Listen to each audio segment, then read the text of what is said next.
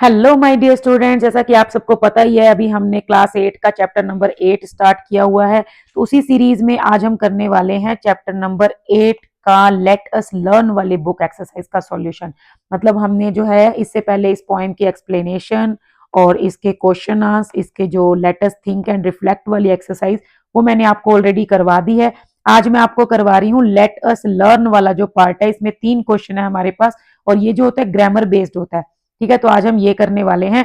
तो वीडियो को ध्यान से देखना, क्वेश्चन आंसर को अच्छे से समझना, क्योंकि ये आपके एग्जाम्स में भी काफी मतलब चांसेस हैं कि इस टाइप के क्वेश्चंस आपके एग्जाम्स में आएंगे। ठीक है, तो चलिए स्टार्ट करते हैं आज की वीडियो।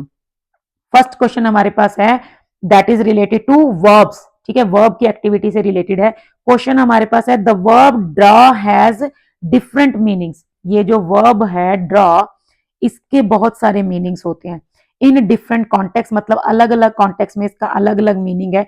जैसे देखो आपको पता ही है ना, जैसे एक ड्रॉ तो हो गया ड्राइंग बनाना।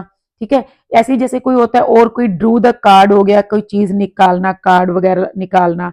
ठीक है, उसके अलावा जैसे और मतलब हो गया कर्टन को हटाना, ड्रू द कर्टन, ऐसे करके उसको मतलब साइड में करना। तो ऐसे करके जो ड्रॉ वर्ड है उसके काफी सारे मीनिंग्स होते हैं। तो हमें क्या करना है, match the sentence in column 1। ये जो कॉलम 1 में जो सेंटेंस है उसको हमने कॉलम 2 में जो मीनिंग है उसके साथ मैच करना है। ठीक है, तो हमारे पास फर्स्ट सेंटेंस है his speech drew loud applause from the audience. मतलब उसकी जो स्पीच है उसने मतलब उस पे लोगों ने काफी तालियां बजाई। ठीक है, मतलब उसकी स्पीच की वजह से क्या हुआ, लोगों ने बहुत सारी तालियां बजाई। तो ये क्या है, लोगों का जो क्लैपिंग करना, दैट इज अ रिएक्शन। ठीक है, तो यहां पर जो ड्रू का मीनिंग है, इसका मीनिंग है गॉट अ रिएक्शन। ठीक है, मैं ऐसे लिख रही हूँ, मैच नहीं कर रही हूँ क्योंकि फिर काफी होचपोच हो जाता है। तो फर्स्ट जो हमारा है उसका आंसर है number 3, got a reaction.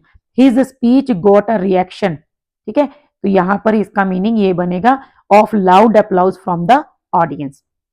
Next one है the event will draw huge crowds from all neighbouring places. The event will draw, right, so that means कि इवेंट में काफी सारी क्राउड आएगी आसपास के प्लेसेस से, मतलब काफी भीड़ इकट्ठी होने वाली है। So this means attract.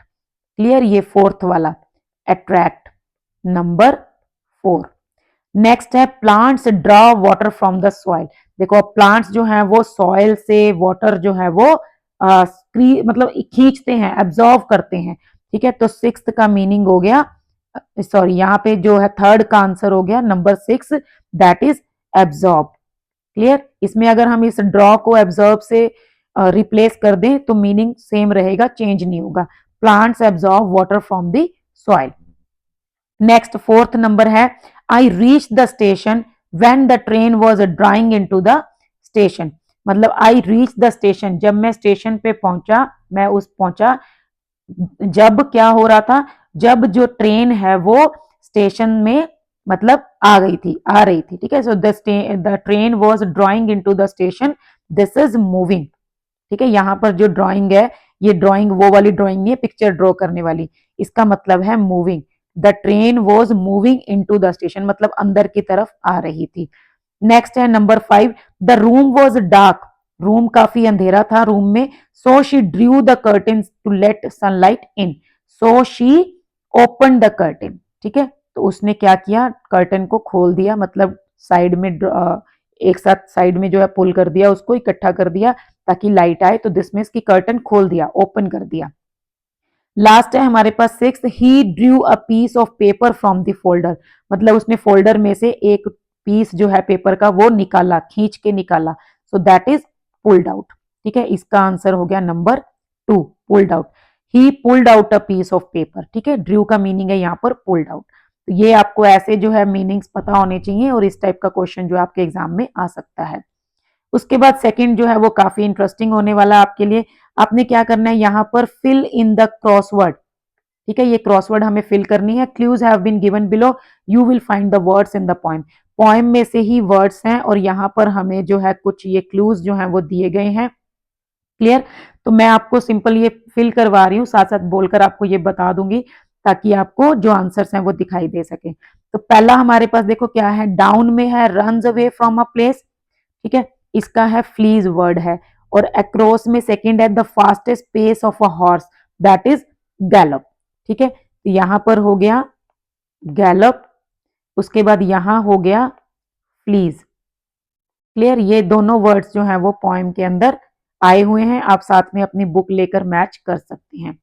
उसके बाद हमें देखना है number 4, that is happen fast, and number 3 में है possessing a great deal of strength और पावर।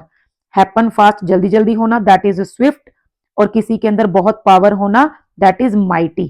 तो यहां हो गया स्विफ्ट और यहां हो गया माइटी। उसके बाद 7th देखते हैं हम, अक्रॉस क्या है, स्पीक्स वेरी सॉफ्टली। जब उस मैन ने उसको गोपी को बुलाया था और उसके कान में धीरे से कहा था, दैट इज विस्पर्स। क्लियर, ये हो गया हमारे पास विस्पर्स। उसके बाद 5th डाउन में क्या है, a deep loud shout in pen और एंगर, मतलब दर्द की वजह से या पेन या मतलब एंगर की वजह से लाउड शाउट मतलब जोर से चिल्लाना, deep. This is called below. ठीक है, ये हो गया बेलो, या इसको ऐसे हो गया, ये डबल एल आएगा इसमें। क्लियर। उसके बाद नेक्स्ट है हमारे पास 11th है having a lot of money, wealthy. ठीक है, बहुत इजी था ये तो, दिस इज वेल्दी, जिसके पास बहुत पैसा है that means he is a wealthy person. उसके बाद हमारे पास है ये जो है 8th डाउन में, moved in a continuous flow in a specified direction, that is streamed. ठीक है, जब उसने वो मतलब जो वो ड्रॉ की थी नदी, सो दिस इज स्ट्रीम्ड। और कोई भी चीज जब लाइव चलती है, कोई प्रोग्राम लाइव चलता है, तो उसको भी हम कहते हैं स्ट्रीम्ड। उसके बाद 12th है take hold of something suddenly, कोई चीज किसी से छीन लेना, दैट इज सीज। ओके, उसके बाद नेक्स्ट है number 9, a win after overcoming an enemy. ठीक है, जीत, दैट इज विक्ट्री। क्लियर, ये हो गया हमारा विक्ट्री। उसके बाद 6th है to act according to rules, यहां पर हो गया to act according to rules, that means comply. उसके बाद लास्ट है हमारे पास 10th, take hold of something and quickly remove it from one place to from its place, मतलब एक प्लेस से कोई चीज खींच कर निकाल देना, जबरदस्ती तोड़कर, दैट इज प्लक। जैसे हम फ्लावर तोड़ते हैं उसको हम कहते हैं प्लकिंग द फ्लावर, तो दिस इज प्लक आंसर।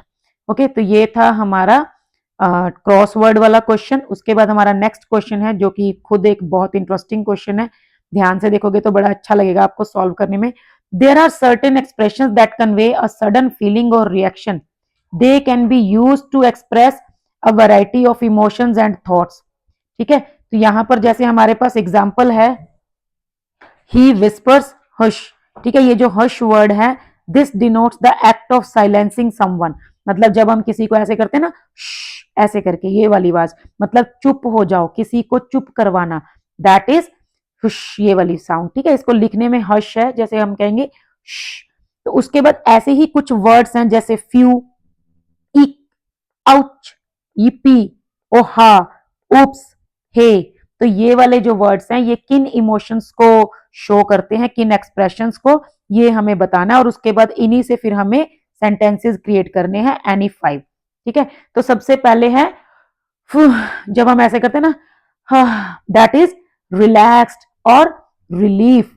ठीक है, जब जैसे हम थक गए और एकदम से कहीं हमें जाना है बहुत दूर तक और हम पहुंच जाते हैं, तो हम एक ऐसे रिलीफ वाली सांस लेते हैं ना, तो वो होता है ऐसे करके कि thank God it is done, so this is relief. उसके बाद ईक, मतलब ईक का क्या है, अलार्म, जैसे एकदम से डर जाना या फिर एकदम से मतलब अलार्मिंग। ठीक है, अलर्ट हो जाना, तो ये हमारा हो गया नंबर 7। उसके बाद नेक्स्ट है आउच। आउच जो है कब करते हैं हम, जब हमें किसी चीज से पेन होता है। ठीक है, तो पेन। यीपी, यीपी नूडल्स तो आपने नाम भी सुना होगा, है ना, इसका है नंबर 6, डिलाइट, मतलब खुशी जब मिलती है, यीपी, वेरी गुड, ऐसे करके। ठीक है, नेक्स्ट वोहा, वोह मतलब ये हो गया आपका नंबर 1 वाला, दैट इज सरप्राइज, मतलब जैसे जब हम बड़े खुश होते हैं ना, वाव करके बोलते हैं ऐसे। उप्स, उप्स कब होगा, जब कोई गलती हो जाती है या कोई बाय मिस्टेक कुछ ऐसा हो जाता है ना जो नहीं होना चाहिए था, तो हम बोलते हैं उप्स, सॉरी, है ना, तो ये हो गया नंबर 3। और लास्ट हो गया हे, that is number 4, attract attention. ठीक है, किसी को जब हम बुलाते हैं, किसी को अपनी तरफ ध्यान दिलवाना होता है, सो दिस इज हे। तो अभी आपको क्या करना है, इन्हीं एक्सप्रेशन से जो है कुछ सेंटेंसेस बनाने हैं, ये आप खुद करेंगे। ठीक है, क्योंकि आपको अपने अकॉर्डिंग सेंटेंसेस फ्रेम करने हैं, बहुत ही ईजी है। मैं आपको जस्ट एक दो जो है वो एग्जाम्पल के तौर पे बता देती हूँ। जैसे आप आउच से बना सकते हैं, ouch you have put like your bag on my finger, ऐसे करके कुछ भी आप लिख सकते हैं। ठीक है, या फिर जैसे yippee we have won the match, ऐसे करके। ठीक है, उप्स हो गया, oops sorry to interrupt you, ऐसे करके। Hey what are you doing. तो ऐसे आपको सिंपल सिंपल जो सेंटेंसेस हैं वो फ्रेम करने, आप अपनी मर्जी से इनको कर सकते हो। क्लियर। तो ये था हमारा लेट अस लर्न वाली एक्सरसाइज, जो कि अपने आप में काफी इंटरेस्टिंग होती है और बहुत कुछ नया सीखने को मिलता है। क्लियर। तो आई होप आपको ये सब अच्छे से समझ आ गई होंगी। आपको अगर नहीं भी आई है तो आप एक बार दोबारा जब वीडियो देखेंगे, 2 बार देखने से आपको बहुत अच्छे से समझ आ जाएगा। और साथ में आप जो है अपनी बुक लेके बैठे तो आपको ज्यादा बेटर जो है वो मतलब आंसर जो है वो क्लियर होंगे। ठीक है, तो आज के लिए बस इतना ही। मिलते हैं नेक्स्ट वीडियो में, कोशिश करेंगे जल्दी से जल्दी सारी बुक एक्सरसाइज जो है वो कवर अप कर लें। Clear. So all the best, thank you, bye bye.